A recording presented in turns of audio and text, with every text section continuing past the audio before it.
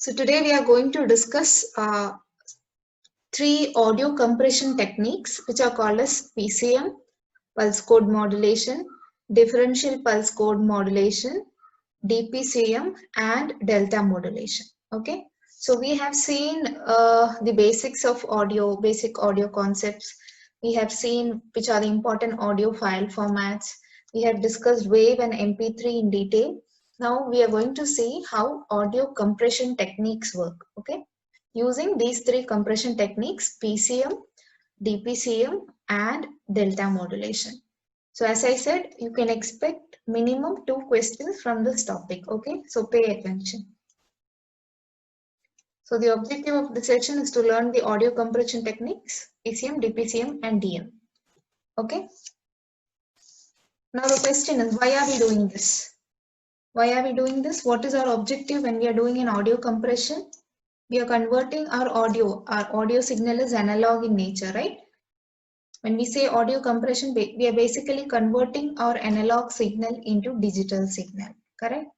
What is the purpose or what are the advantages of doing this, or why do we do this? The main reason why we convert our analog signal, analog audio signal into digital signal is because that it is more robust to noise. So digital signals are more robust to noise. They can easily be recovered. So once you can get back your analog signal from the digital signal. You can demodulate and retrieve your analog signal back. So you can recover, you can do corrections, you can amplify your digital signals. Because of these reasons, we convert our analog signal into digital and either for storing or for transmitting over a network. So we are going to see three important techniques: PCM, DPCM and delta modulation. Okay. There's one more technique which is called as adaptive DPCM, but we are not going to learn about this. We are just going to learn about PCM, DPCM and DM. Okay. We'll begin with the first technique which is called as pulse code modulation. Okay. If you pay attention, you don't have to learn this topic again. Okay, you'll get 2 questions from this session. So listen. So pulse code modulation is an audio compression technique. Okay, so what are we doing here? We are converting our analog audio signal into digital signal. Okay, what is the purpose of doing that? We may want to store it somewhere. Our objective might be to store this audio signal somewhere, or it might be to transmit over a network. Whatever it is, we are converting our analog signal to digital signal. Okay, so what the result that you will have will be in terms of zeros and ones, because digital means zeros and ones, right? And if you want, you can get back your analog signal by a process called as demodulation.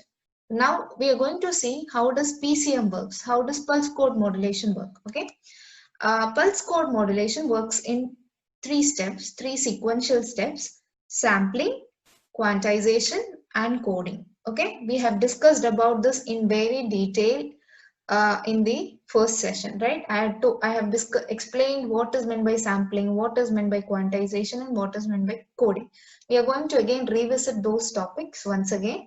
Okay, so there are 2 variations of pulse code modulation, which is differential pulse code modulation and adaptive differential pulse code modulation, DPCM. In DPCM, D stands for differential. Okay, differential pulse code modulation, and here A stands for adaptive. So adaptive differential pulse code modulation. These are variations of pulse code modulation. Okay, so now we'll see what is meant by these 3 steps: sampling, quantization and encoding. We have already discussed this, so this is just like a revision. Okay, look at this diagram. This diagram demonstrates the working of PCM. Okay, so you can see here your input is nothing but an analog signal. So this is your input, which is an analog signal. The output is a digital signal. Okay, so basically you're converting your analog signal to digital signal through this process of pulse code modulation. And pulse code modulation has 3 steps: sampling, quantization and encoding. Now you have certain intermediate results also. So the once you pass this analog signal, once it undergoes sampling, the output that you get is a pulse amplitude modulated signal. Okay, PAM stands for pulse amplitude modulated signal. So you can see, I told you what is meant by sampling, right? Sampling means measuring at certain instances in the along the x-axis or along the time dimension, right? So measuring the amplitude values along the x-axis, that means converting the continuous values. Sound is a continuous signal, right? Measuring at discrete instance, so you're converting the continuous values into discrete values but along the x-axis. So what you'll get as output after sampling is a pulse amplitude modulated signal. Okay, and after quantization, I told you what is quantization, right? Quantization means measuring. Again, you are converting your continuous signal into discrete values, but this time it is in the y-axis. This is along the y-axis. That means in voltage levels, across voltage levels, you're converting the values into different, mapping it into different levels, voltage levels. So basically along the y-axis. So your output after quantization will be a quantized signal. Now those who are not able to follow, please revisit the lecture, the first lecture video where all this is explained in detail. Okay, so PCM works through these three sequential steps: sampling, quantization, and encoding. Okay, and at the receiver end, you will have a PCM demodulator who will retrieve the signal, which will convert your digital signal back to analog signal. Okay, now let's see in detail about sampling. Okay,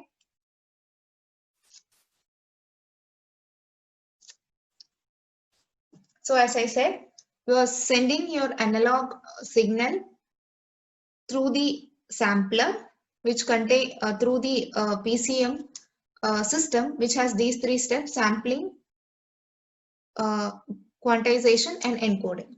So after sampling, you will get a PAM signal, pulse amplitude modulated signal. Now after that, you will send this for quantization. Now what you have to remember is that quantization levels will always be a power of 2. Okay, remember this point, that quantization levels are always a power of 2. That means it will be 2n, some 2n, where it's a power of 2. Okay, just keep that point in mind. Now let's see sampling in detail. Okay, so what is meant by sampling? Before we do sampling, there's one step which must be compulsorily done. Okay, before sampling, you have a step called as filtering. Okay, I told you how audio signals exploit the property of perceptual noise shaping, right? Certain high frequency components have to be eliminated before you actually store your content. So before sampling is performed, there is one small step which is called as filtering. Okay, for that you use a low pass filter for filtering out all those irrelevant high frequency components. Okay, so before sampling, in order to limit the maximum frequency of the signal, you will use a filter so that you can remove all the high frequency components from your analog signal. Okay, so if we zoom in a little more detail, you can see that this is your source analog signal. First, it will go through a low pass filter before you perform sampling, so that all the high frequency components can be eliminated.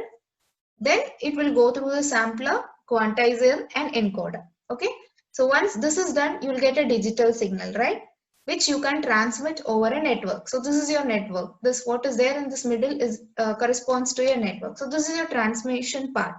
So along your transmission path, you will have a number of regenerator repeaters. That means which will amplify your signal. Okay, so as your signal travels across the network, there will be numerous repeaters or regenerative repeaters which will basically amplify your signal. Okay, and then it will travel and reach the receiver end. At the receiver end, your signal will go through a regeneration circuit. Okay, it will go through a regeneration circuit, then it will be decoded. That means you basically have the reverse steps happening over here. The reverse, whatever happened here, you have the reverse steps happening at the receiver end. So you have a regeneration circuit, you have a decoder, and then again you have a reconstruction filter. So just like here you have the low pass filter, here you have a reconstruction filter, which will retrieve back your signal. So this is a little more detailed look into what is actually happening. Okay, now let's proceed to sampling. So sampling, as I told, is about measuring the signal at discrete instance of time. Okay. Now, the most common type of sampling that is used, or the output that you get from sampling, is what is called as a flat top PAM signal. I told you the output of sampling is a PAM signal, and there are different types of sampling that you can perform. Okay, so flat top sampling is a kind of sampling, and the output that you get once you perform flat top sampling is what is called as flat top PAM signal. Okay, so this is the most common type of sampling that is used. Now let's try to understand what is meant by this flat top PAM signal. Okay, sampling means just measuring the signal at discrete instances of time. Okay, so you have an analog signal, you are sampling it at every TS seconds. At every TS seconds, you are measuring the value. Okay, so TS is what is referred to as the sampling interval. So if TS is the sampling interval, then what is Fs? You know, frequency is equal to 1 by time period, right? So Fs is equal to 1 by Ts, and it is called as the sampling rate or the sampling frequency. I have told you about the Nyquist rate, right? Whenever you are performing sampling, the most ideal thing would be to sample your signal at the Nyquist rate, right? So there are three types of sampling which you can perform: ideal sampling, natural sampling, and flat top sampling. Okay, guys, are you listening? Pay attention, these points are very important. Okay, ideal sampling means you are measuring that wave at a particular instant. Okay, you're measuring the impulse at an instant of time. Natural sampling means you will not measure for one instant, you will measure for a small duration of time, for a short width of that analog signal. Okay, so you will measure a pulse of short width but with varying amplitude. Okay, you'll understand it when I show you the diagram. The third type technique is flat top sampling. Okay, in flat top sampling also you will measure not for an instant but for a small period of time. So basically you will sample and hold. Okay, like as in the case of natural sampling, you'll measure for some time, for a short width of the pulse. Okay, but this time it's not varying amplitude, but it is single amplitude value. Okay, so let me make it more clear. Look at these three graphs. The first graph corresponds to ideal sampling, second graph to natural sampling, and third graph corresponds to flat top sampling. Okay, so what can you see here? All these are your samples. Okay, you are taking samples at these instances. So this is ideal sampling, because you are measuring at certain instance only, at equal intervals at TS. At every TS you are measuring so this is a TS, right? So at every TS you are measuring that value, amplitude value. So this is ideal sampling. Now look at natural sampling. What can you see here?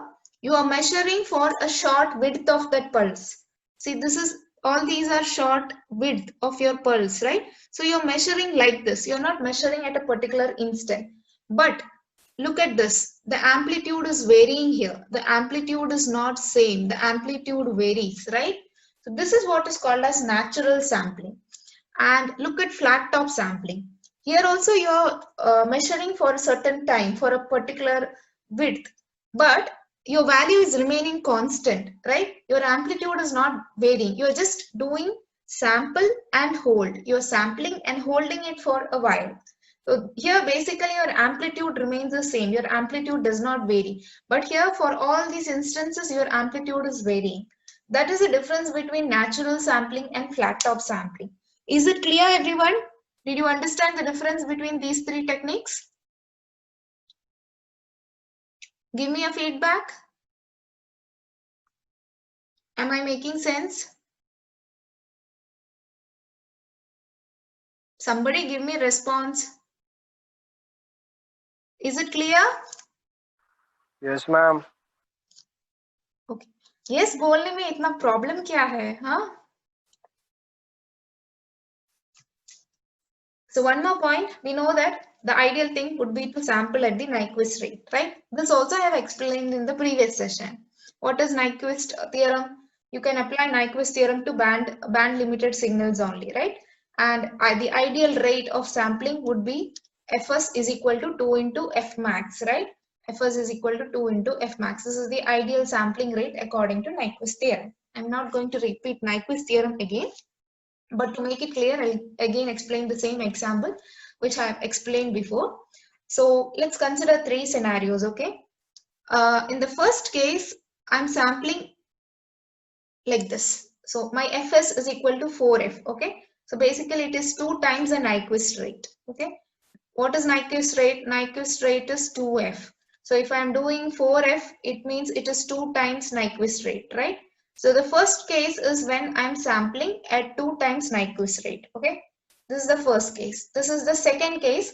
So in second case, I am sampling at Nyquist rate, okay? And in the third case, I'm sampling at a rate which is lower than Nyquist rate, okay? So imagine we are sampling a signal in these 3 cases, okay? So the first figure which I'm going to show you corresponds to F is equal to 4F, second figure to sampling at Nyquist rate, and third corresponds to sampling at a rate which is lower than Nyquist rate. So that means this is, okay, this is Nyquist rate sampling, A is Nyquist rate sampling, this is twice Nyquist. So twice Nyquist means what? This is a case of oversampling, right? And this is undersampling. This is lower than Nyquist rate. So remember, I had explained this before. So what is sampling? Measuring. Why are we measuring? Because we'll have to store it in digital form. We'll have to encode and store it in digital form, and later on we'll have to retrieve. If we want, we can demodulate and get the analog signal back, right? So if this is the instances at which you are measuring, you will be able to retrieve, you will be get an approximation of your original signal, right? With these measurements. So this is the ideal case. This is the ideal case. With these values, you will be able to construct your wave back. Now, if this is the case, that means if you're measuring twice the Nyquist rate, see here, you're measuring here, here, here. That means you're doing oversampling. You're measuring more than what is necessary.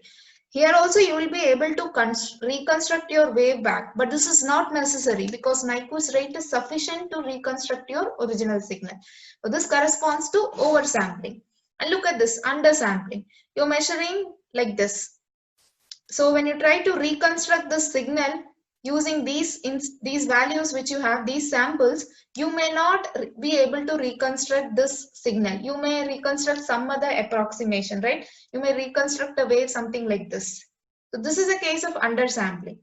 So when we are performing sampling, the ideal case is that we should sample it at Nyquist rate if we want to retrieve our original signal back. Okay. So I'll give you one more example to make this more clear. Just imagine that you have a clock, okay? You have a clock whose time period is 60 seconds. Okay, what is the time period? Time period is 60 seconds. So what will be the frequency? We know frequency is equal to 1 by time period is equal to 1 by 60. Okay. So what will be the Nyquist rate? Nyquist rate is 2F, right? So basically it will be 2 into 1 by 60, which will be equal to 30. So that means you will have to sample at every 30 seconds if you want to retrieve it, if you want to do it at Nyquist rate, right? That means you will be measuring at 12 o'clock, then after 30 seconds, after 30 seconds or 30 minutes, say at 6, then 12, then 6, then 12 and 6, whether it is minutes or seconds, okay? So you'll be measuring like this at Nyquist rate. Now, if you want to measure at double the Nyquist rate, so if you are measuring at the double the Nyquist rate, that means you will be measuring at every 15 seconds, right? Instead of measuring it every 30 seconds, you will be measuring it every 15 seconds because you want to measure it at double the Nyquist rate. So you'll be measuring at 12, 3, 6, 9 and 12. Now, if you are measuring it at a lower rate than Nyquist rate, say you are measuring at 12, 9, 6, 3 and 12. Okay, let's see the diagrams corresponding to this clock so that it's more clear to you. Okay, so this diagram, this is our clock. Okay, here we are measuring at Nyquist rate. So at Nyquist, since our time period is 1/60, we'll be sampling every 30 seconds, right? So we'll be measuring here, we'll be measuring here. This is at Nyquist rate now. Yes. Here, here, and here. So we'll be measuring like this at every 30 minutes. Okay, not seconds, at every 30 minutes. This is the case of sampling at Nyquist rate. So from this you are able to make out that your clock is moving. Okay, but you cannot say whether your clock is moving forward, your clock is moving backward. Now, if it is double the Nyquist rate, if you are sampling at double the Nyquist rate, that means you will be measuring every 15 minutes, right? That means you'll measure here, you'll measure here, you'll measure here. Every 15 minutes, you will be taking a sample or you'll be measuring it. So from this also, you are able to make out that your clock is moving, and you are even able to identify that the clock is moving forward, correct? Now, if you undersample it, that means you're measuring here, then you're measuring here only. So after 12 o'clock, you're measuring here. At 9, after 12, you're measuring at 9. Right? After 9, you're measuring at 6. So basically, this is undersampling. You're not taking enough samples. So in this case, what you will understand is that you will get an impression like the clock is moving backwards, right? See, after 12, you're getting 9. That means your clock is basically moving backwards. So when you're doing undersampling, you get an impression that your clock is moving backwards.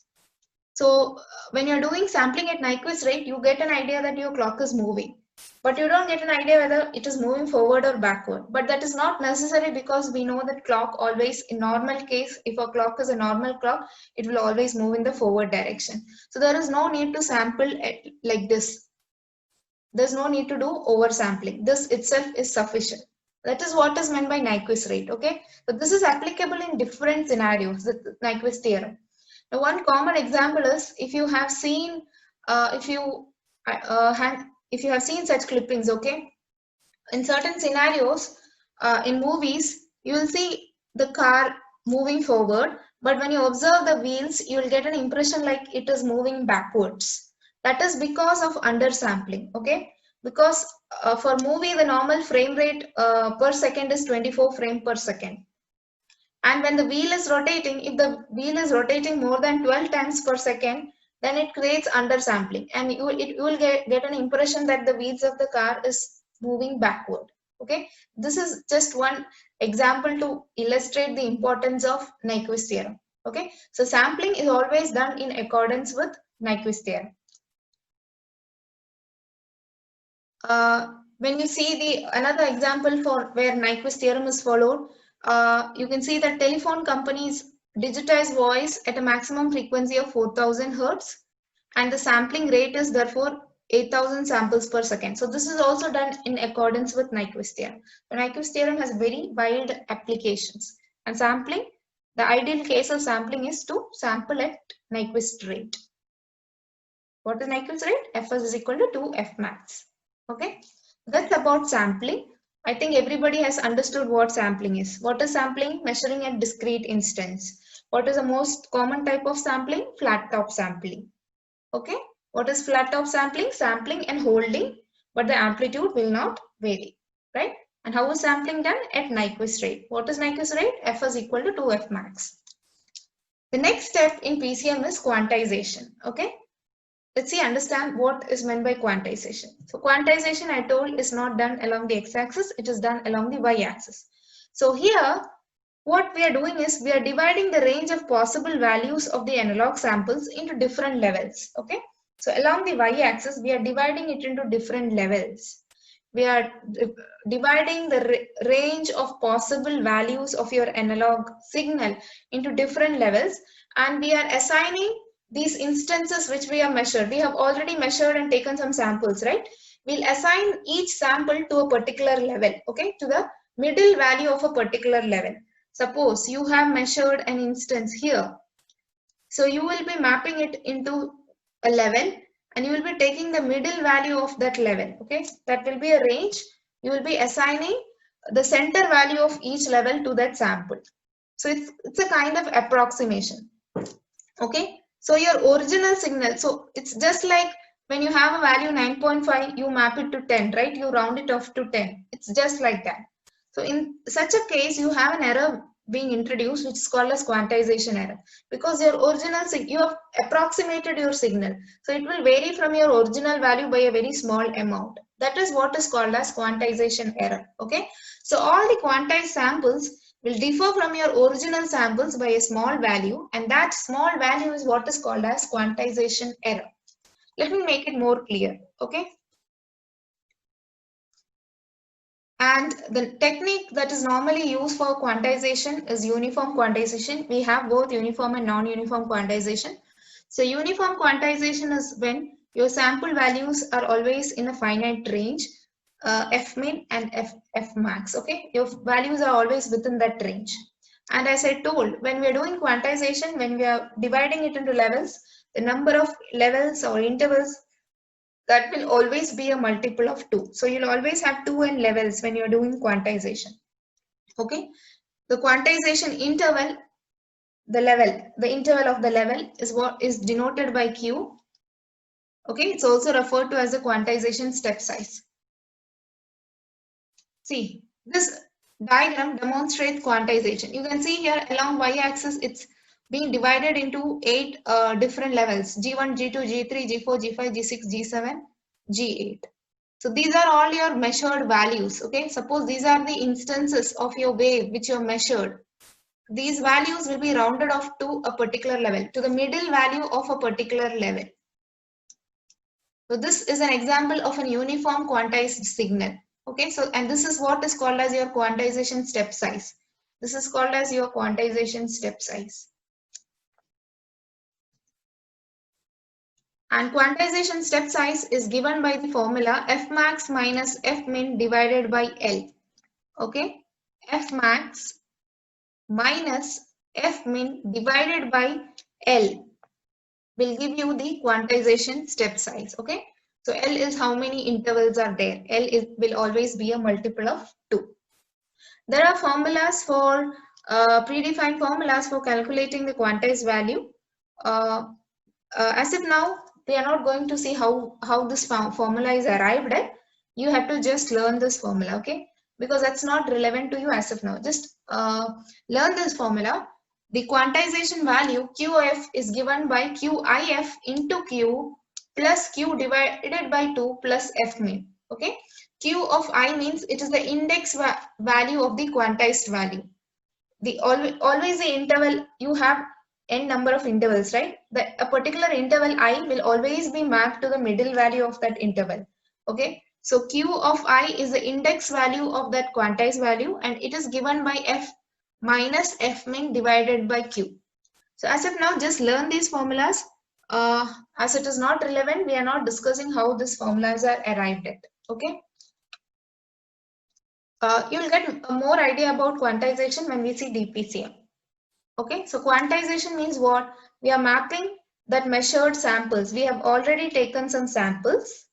Those samples we are mapping to certain levels along the y-axis. Okay, along the middle of a particular interval level, we will be mapping these samples. That means if you have a sample value like 9.5, you will be rounding it off to another value in a particular interval. So it's just like rounding off or approximation. And when we do that, our value, quantized value, will differ from the original value by a small amount, which is called as quantization error. Okay. Now the bit rate of PCM can be calculated by using a formula. The bit rate that is used in PCM is given by NB into Fs, where NB is the number of bits per sample. NB stands for the number of bits per sample and Fs stands for the sampling rate. Okay, so that will give NB into Fs will give you the bit rate of PCM. Okay, so we are done with sampling and quantization. Let's move to the third step, which is called as encoding or coding. So coding of your audio signal is done in accordance with a law which is called as the A law of encoding. Okay, so there's a law which is called as the A law of audio law encoding. So your each quantized sample is encoded into an 8-bit code word. Okay, so all these quantized samples will be encoded as an 8-bit code word. So in this code word, 8-bit code word, Bit 1, that means your MSB, represents the polarity of the sample, whether it is positive or negative. That is what bit 1 represents, the polarity of your sample. Bit 2, 3 and 4 represents the location of your sample value. Okay. And bit 5, 6, 7 and 8 represents one of the segments quantized value. Okay. It represents the quantized value. So bit 1 represents the polarity, 2, 3 and 4 represents the location of the sample value, and 5, 6, 7, 8 represents the quantized value of one of the segments. So each segment, each audio segment is divided into 16 quantum levels in PCM. And you also have a PCM decoder using which you can retrieve back your original signal. So when you're using a PCM decoder, you just like we had a low pass filter at the encoder end, you'll have a filter which will do the low pass filter at the decoder end also, so that you can retrieve your original signal back. Okay, so that's about pulse code modulation. So at the decoder end, what will be your input be? Your input will be your digital data and your output will be your analog signal, right? In the PCM decoder. So in the PCM decoder, you have, along with the decoding happening, you also have a low pass filter for the reconstruction of your original signal. That's about pulse code modulation. Now, the advantages of pulse code modulation is that it is very immune to noise. Okay, so your signal will have a very high quality and it is like immune to noise. It will not get affected by noise. Another advantage is that since your signals are now digital in nature, you can easily store them. You can also use assign security to your signal, because PCM can be used in combination with a number of security techniques. So your PCM signal can also be made secure by combining different security techniques. Now the drawback of PCM is that since it uses an 8-bit coding technique, the resultant signal that you will have will require a large bandwidth when compared to other techniques like delta modulation. Okay, and the circuitry, we saw the circuitry, right? The circuitry of PCM is very complex also. These are two drawbacks of pulse code modulation. Okay, so what is pulse code modulation? It's an audio compression technique. We are converting our analog signal into digital signal. It happens in 3 steps: sampling, quantization, and encoding. Sampling means measuring at discrete instances. Quantization means mapping these discrete values to certain levels along the y-axis. So it's basically like a kind of approximation. And then we do encoding, which is done according to the A law of audio encoding. Okay. Now let's move to the next topic, which is called as differential pulse code modulation. Okay, it's just a variation of pulse code modulation. This is a little difficult to understand because we have certain formulas coming up. So pay attention everyone, don't sleep. I know this is the last lecture, but we have no other option. Look at this graph, okay? What does this graph correspond to? You can see here levels. That means you can see binary codes here. That means these are your quantized signals. See, these are your samples which are measured at TS, 2TS, 3TS, 4TS. So these are your samples which you have measured at these instances of time, right? And they have been mapped to certain levels also. So this is the value at a particular point at this instance, which is sample and help. So it's basically flat top sampling. Okay. So you have values. So each values have been mapped to certain levels also. So there are 7 levels in this particular example. Okay. What can you see here? At these 3 instances, your samples are having the same values, right? 1, 1, 0.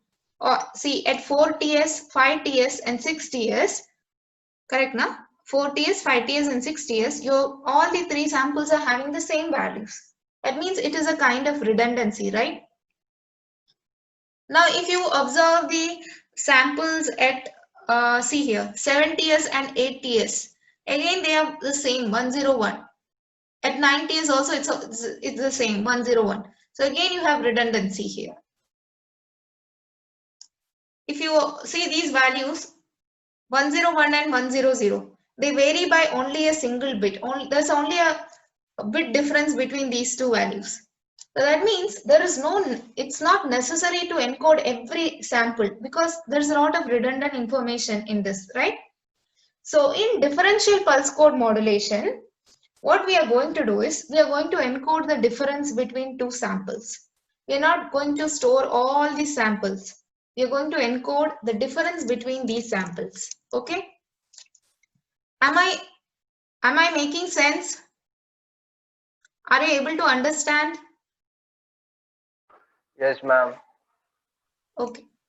See, differential pulse code modulation means in pulse code modulation, we are converting, encoding each and every sample and storing. So it requires a very large bandwidth and we are using 8-bit coding. But here, when we observe our data, what we can see is that there are a lot of redundant information. Our samples are almost the same. So there's no need to encode every sample. What we'll do is wherever we are going to encode the difference between adjacent samples. So that is the principle underlying differential pulse code modulation technique. Okay, so it's just like a very intelligent decision to not encode every sample, but what we are going to do is we are going to predict a particular sample value assumed from the previous output. Okay, so from the previous output we are going to make a judgment what the next output is going to, what the next value is going to, and then we'll just encode the differences. Okay, that is the principle behind DPCM. We are using a kind of prediction. Okay, differential pulse code modulation works on the principle of prediction. What are we trying to predict here? From the present sample, that is the present sample is predicted from the previous samples. Okay, so just from the immediate previous sample you'll predict what the next sample is going to be. Okay, and the difference between them is actually encoded. So this is the block diagram of differential pulse code modulation. Okay, you need to study the equations which are going to come up also. So everyone listen here. I'm going to explain these equations or this block diagram. See here, this is your sampled input. Okay, that is your sample values coming in. So X of NTS denotes your sampled value. Okay, sampled audio value. X cap of NTS, this one is your predicted value. Okay, so you're using a component which is called as a prediction filter to predict this value, X cap of NTS. Okay, now this, your actual output, your X of NTS and your X cap of NTS might differ by a small value. That difference is what is called as error. Okay, sampling error. ENTS stands for the error. That means X of NTS will differ from X cap of NTS by a small value, which is called as E of NTS. So this is your current sample. From this you are predicting what the next sample would be. Okay, using a prediction filter. So obviously they are not going, it's not going to give you the exact result. X of NTS is not going to be accurate.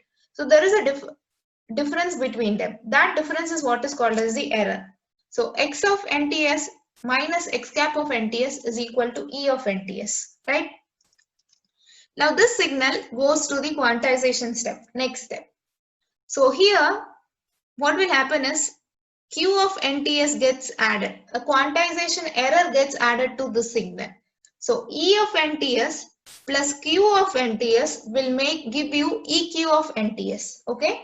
So this difference will get added with a small quantization error once it goes through the quantization process. Okay. So E of NTS plus Q of NTS will give you EQ of NTS.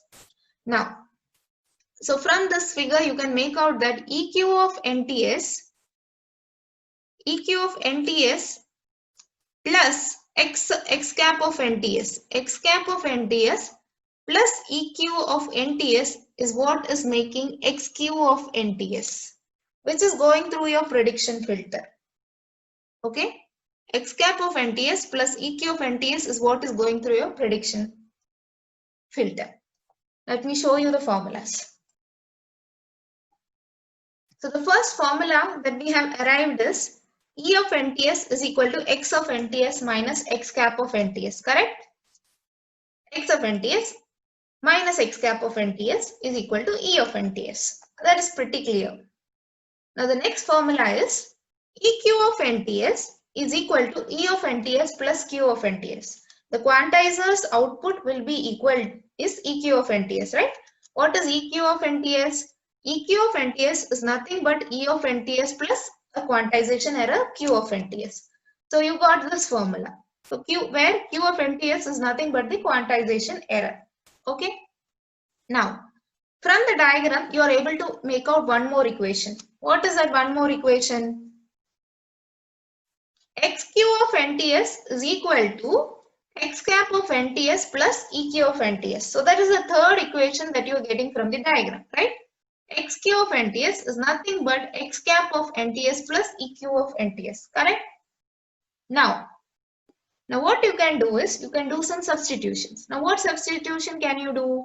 We are going to substitute this formula in this equation, okay? That means we are going to replace EQ of NTS by this formula. So this will become what? This equation will become, so you are, instead of EQ of NTS, you are substituting this, okay? So this will become X cap of NTS plus E of NTS plus Q of NTS, right? So you got this, you got it like this. Now what we are going to do? We know that we have an equation. What is the equation?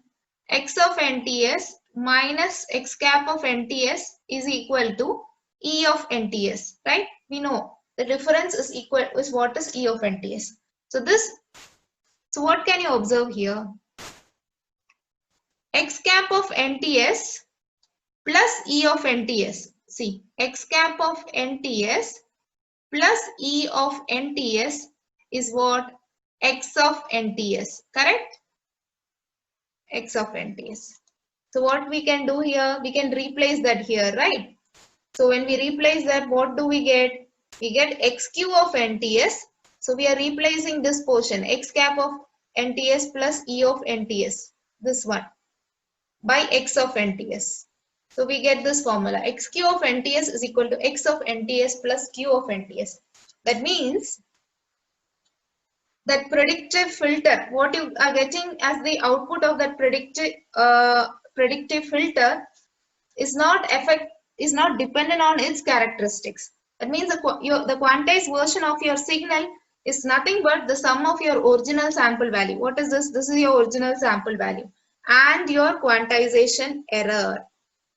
So what you have predicted is correct. It is nothing but the sum of the original sample value and quantization error. What you have predicted here is the sum of your original sample. This is your original sample and your quantization error. That means what prediction you have made is correct. So that is the mathematical representation of differential pulse code modulation. Okay. So at the receiver end, if you want to decode this, you will have a decoder. So this is the decoder end diagram which demonstrates the decoder end of differential pulse code modulation. So you will have a decoder at the decoder end. At the receiver end, you have a decoder and you have a predictive filter. So using this, you will be able to retrieve the original signal back. But as I said, quantization is an irreversible process. So what that quantization error which has been introduced will always be there. You will not be able to reconstruct your exact original signal back. This is what is called as differential pulse code modulation. Okay. So instead of encoding each and every sample, we will be encoding only the difference between these samples. Okay. And these equations have proven us to be correct. It is sufficient to encode the difference only. Right, because our predicted what we are predicting is correct. It is nothing but the input signal plus the quantization error.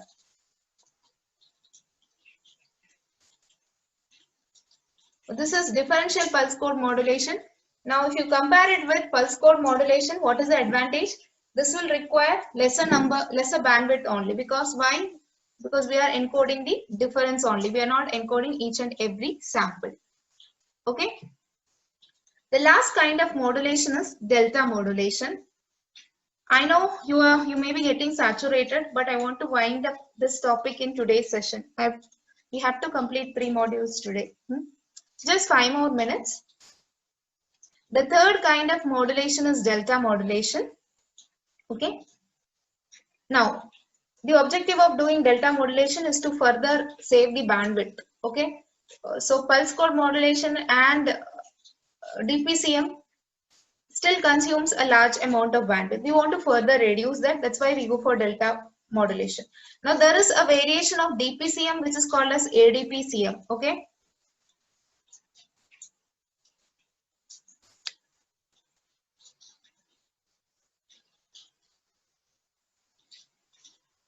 In ADPCM,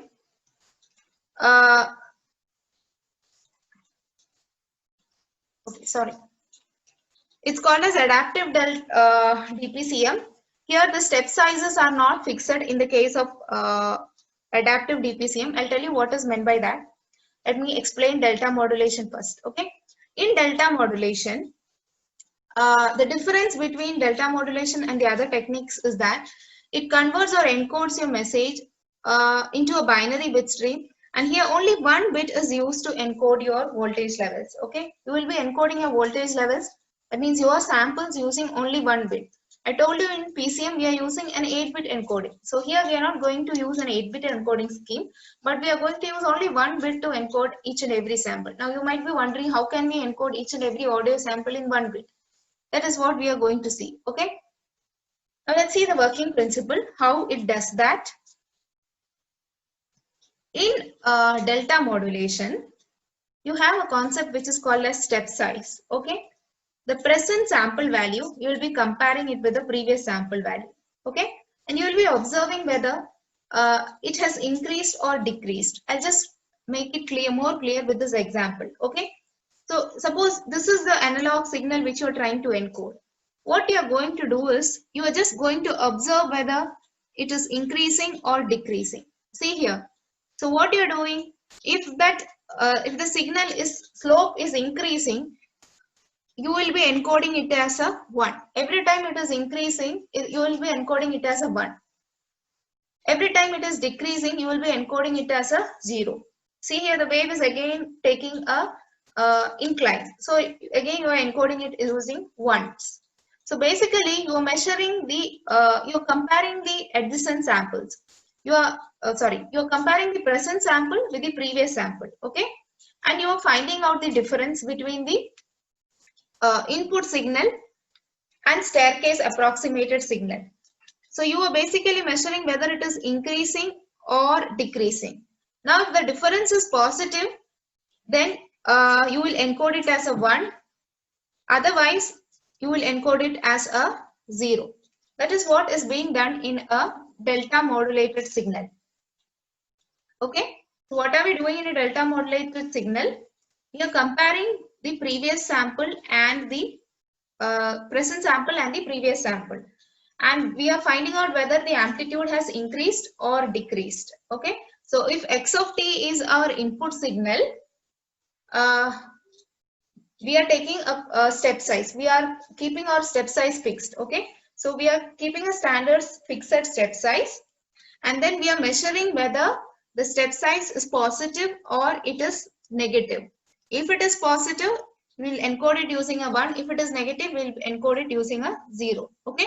So for every sample, only a 1 or a 0 is being transmitted based on whether the step size is positive or negative. Okay. So this formula holds here also. We are comparing two samples, present sample. We are comparing the present sample with the previous sample, right? So E of NTS is again equal to X of NTS minus X cap of NTS, correct? E of NTS is our error, X of NTS is our current signal, X cap of NTS is our previous value. Now, let's assume we are making an assumption here, okay? We are assuming that let U of NTS be the present sample of the staircase output, okay? U of NTS is the present sample approximation of the staircase output, not of your original signal, okay? Of our staircase output. So x cap of NTS, we are denoting x cap of NTS as u of n minus 1 into TS. Okay. X of NTS is our present value. X cap of NTS is our approximated predicted value, right? So here for the staircase signal, we are assuming that u of NTS is the present sample value and u of n minus 1 into TS is the last sample value. Okay. So what are we doing then? We are measuring the sign. We are measuring the sign of this error of that delta, whether it is positive or negative. So B of NTS is the sign of our error. That is whether the difference has increased or has it decreased. So E of NTS will tell you is the delta value, right? It will tell you whether it is a plus delta or a minus delta. So that we are representing it using B of NTS. Okay. So B of NTS is a positive step size. That means if X of NTS is greater than X cap of NTS, then our delta will be positive. If X of NTS is smaller than X cap of NTS, then our delta value will be negative. So, and if our delta value is positive, we are transmitting a 1. If our delta value is negative, we are going to transmit a 0, right? So this is the block diagram of a delta modulator. Okay. So you can see here, this is X of NTS. This is our X cap of NTS. This is of our U of n minus 1 into TS, our previous sample of our staircase. So just like in the previous example, X of NTS plus X cap of NTS, X of NTS minus X cap of NTS will give you the E of NTS. E of NTS plus Q of NTS will give you B of NTS. B of NTS plus U of n minus 1 into TS will give you your U of NTS, which we are delaying. See here we do not have a predictive filter, but we have a delayed filter. Now the reason why we are using a delayed filter is, so we know that U of NTS can be, U of NTS is equal to U of n minus 1 into TS plus that step size, right? This is our present sample. Present sample we can estimate from the previous sample by adding that plus delta or minus delta, correct? So this can be represented like this, right? U of NTS minus TS. This you can write it like this. U of NTS minus TS, correct? Plus B of NTS. This equation means every present sample we can estimate it using the previous sample plus the delta value, correct? So this U of n minus 1 into TS can be written like this, right? That means if we introduce a small amount of delay which is equal to TS seconds, we will be able to get back our we'll be able to get the present sample from the previous sample by introducing a small amount of delay which is equivalent to T of S. So that is why instead of predictive filter, we have here a delayed component here, because U of n minus 1 into TS can be written as U of NTS minus TS. And we know that U of NTS is equal to U of n minus 1 into TS plus B of NTS, where B of NTS depends upon whether it is plus delta or minus delta. So this diagram corresponds to these equations. Okay. So at the receiver end, you to reconstruct your signal, you can add a delay. So there you can add a delay, and you can use a low pass filter. We know that at the receiver end we need to use a low pass, at the source end we use a low pass filter to eliminate the high frequency component. So reverse of that, we'll be using a low pass filter and a delay component to get back our original signal at the receiver end. This is what is called as delta modulation. Now the advantage of delta modulation is that here we are using only 1 bit per sample, because we are encoding only based on the step sizes, whether it is increasing or decreasing. So we are using only 1 bit for encoding the differences. So the bandwidth requirement in comparison to PCM and DPCM is very low in the case of delta modulation. as it is encoding using only 1 bit. Okay. So you may also get a question like compare PCM, DPCM and delta modulation, or otherwise you may get questions for explaining PCM, DPCM and DM. All these are nothing but audio compression techniques. Okay. Is it clear, guys? I know it went a Yes, little ma'am. bit top, but we are lagging behind. We have completed only 3 modules. We have 3 more modules to go. And for the first unit test, it is necessary to complete at least 3 modules. Okay. So you'll get minimum 2 questions from this topic for the unit test, 2 objective questions. So if you have paid attention, you will be easily able to answer them. Okay. Any doubt?